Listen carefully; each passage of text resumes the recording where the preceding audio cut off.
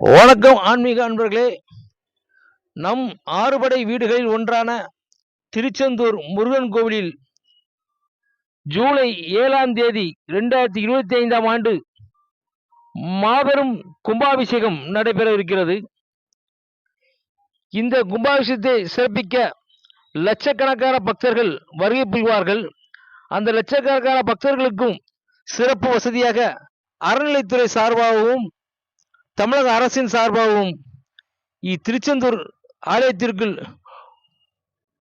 புதிய வசதிகள் செய்யப்பட்டுள்ளது.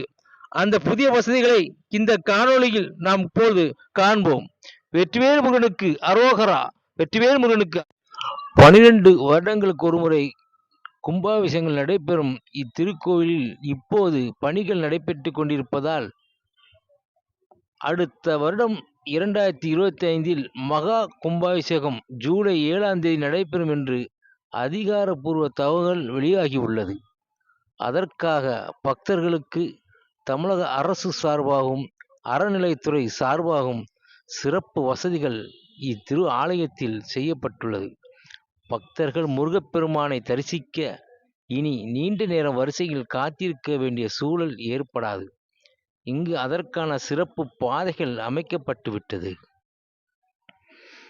முதியவர்கள் மாற்று திறனாளிகள் என்று தனி பாதையும் இத்திருக்கோவில் வளாகத்தில் அமைக்கப்பட்டது.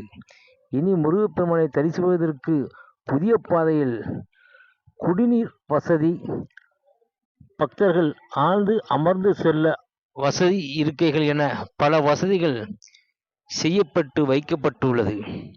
ஜூலை 7ஆம் தேதி நடைபெறும் கும்பாபிஷேகத்திற்குள் முழு பணியும் முடிவடையும் என்று அறநிலைத்துறை சார்பாக தகவல்கள் வெளியாகியுள்ளன. தினமும் லட்சக்கணக்கான வரும் பக்தர்கள் இனி திருச்செந்தூரில் முருகப்பெருமானை மிக சுலபமாக தரிசித்து முருகனின் ஆசி பெற்று செல்லலாம். வெற்றிவேல் முருகனுக்கு அரோகரா. வெற்றிவேல் முருகனுக்கு அரோகரா. வெற்றிவேல் முருகனுக்கு அரோகரா. வெற்றிவேல் முருகனுக்கு அரோகரா.